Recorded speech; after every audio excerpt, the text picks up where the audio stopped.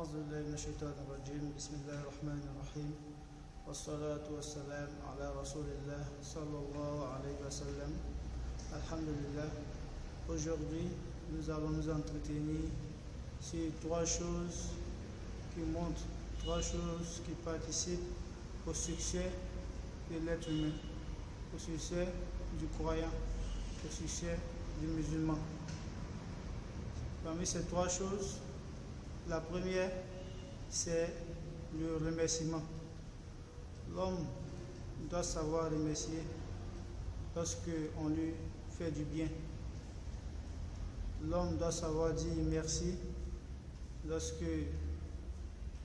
on lui accorde, on le soutient, lorsque il est dans le besoin et il y a une main qui est là ou une main tendue pour le secourir. Après ce geste, il doit savoir dire merci. Il doit savoir remercier d'abord son créateur, Allah subhanahu wa ta'ala, pour ses multiples bienfaits sur lui.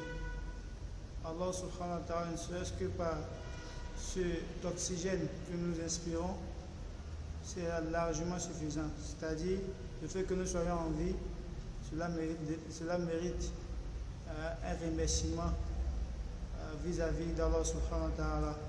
Et lorsqu'on remercie Allah subhanahu wa ta'ala, on s'attire le bien. Ce soir, en ce sens, Allah subhanahu wa ta'ala dit, dans le Saint-Coran, il dit la in shakartum la azidannakum. Si vous êtes reconnaissant envers mes bienfaits, je vais vous augmenter en bienfaits. Et le musulman, le croyant, l'homme doit savoir dire merci à son prochain. Doit savoir dire merci à son prochain. C'est le sens où le prophète Mohammed nous dit, il dit, celui qui ne sait pas remercier les gens ne saura pas remercier Allah subhanahu wa ta'ala. Ton semblable qui te fait un bien, tu n'as pas lui dire merci. C'est pas Allah subhanahu wa ta'ala que tu vas remercier. Donc cet hadith nous exhorte à pouvoir remercier, à remercier plutôt ceux qui nous font du bien, ceux qui nous sont attentionnés à nos soucis, ceux qui nous conseillent lorsque nous avons besoin. La deuxième, c'est d'avoir la patience. Oui, la patience face aux difficultés, face aux épreuves que tu pourrais rencontrer au cours de ta vie. En ce sens où la vie de l'homme est faite d'épreuves. La vie de l'homme est faite d'épreuves. Allah dit, certes, nous allons vous éprouver comme nous avons éprouvé ceux qui vous ont précédés.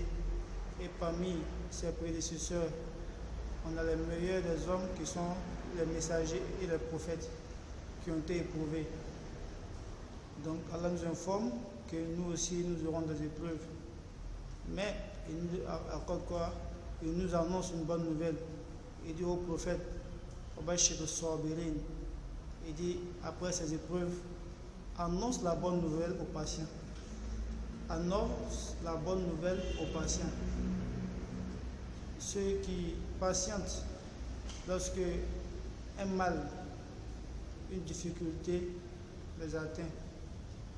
De ceux-là, ils auront auprès d'Allah subhanahu wa ta'ala la plus grande, la plus belle des récompenses.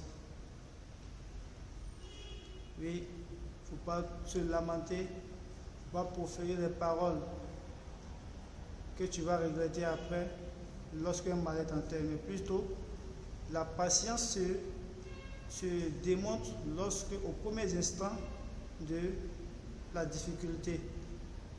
C'est en ce sens qu'on dit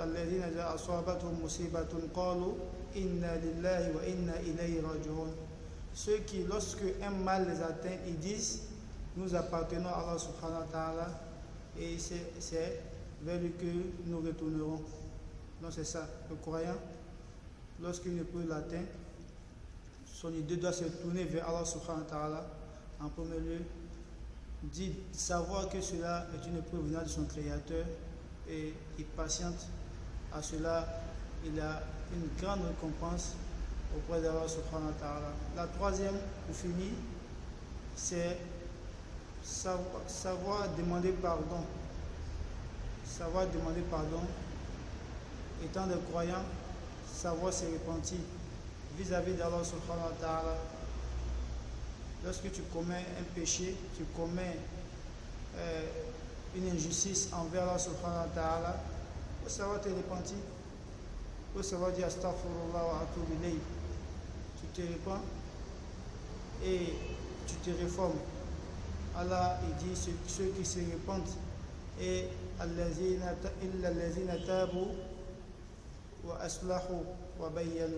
Il dit à part ceux qui se repentent, qui se réforment et qui arrangent et qui se repentent, qui se réforment et qui essaient de réparer le tort qu'ils ont causé. Allah dit son pardon est accordé à ces personnes-là. Aussi, il faut savoir pouvoir te repentir, c'est-à-dire demander pardon à ton prochain lorsque tu le lèses, tu le prives de son droit, ou lorsque tu commets une injustice à son endroit.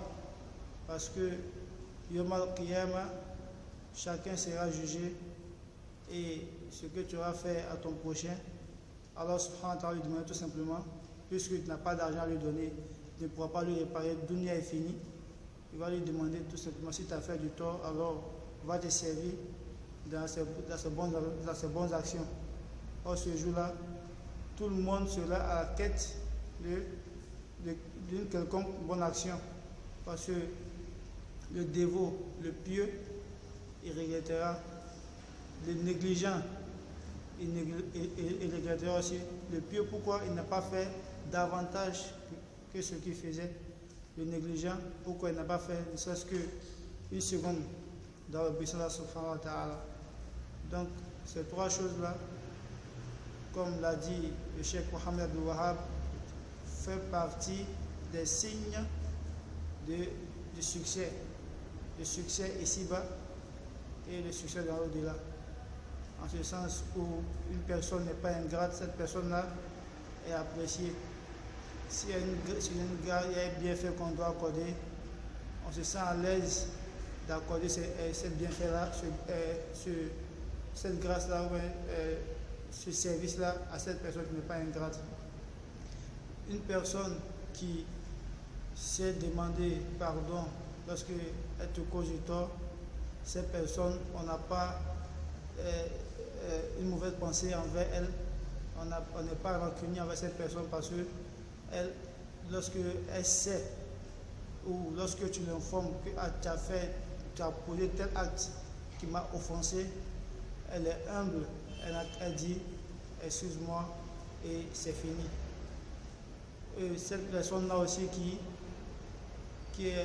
lorsque elle passe en face aux épreuves, cette personne-là, son courage, sa patience attire aussi l'admiration des hommes, mais l'admiration d'Allah subhanahu wa ta'ala aussi est la meilleure et c'est cela que nous cherchons face à Allah subhanahu wa ta'ala, que nous soyons parmi les shakirin, face à Allah subhanahu wa ta'ala, que nous soyons parmi de ceux qui remercient, face à Allah subhanahu wa ta'ala, que nous soyons parmi as-sabirin, de ceux qui patientent, face à Allah subhanahu wa ta'ala, que nous soyons parmi quoi al-mustaghfirin. Subhanakallah wa bihamdik, nashhadu an la ilaha illa anta astaghfiruka wa atubu ilaik. Salli subhana rabbika rabbil izzati amma yasifun wa salamun ala al-mursalin walhamdulillahi rabbil alamin.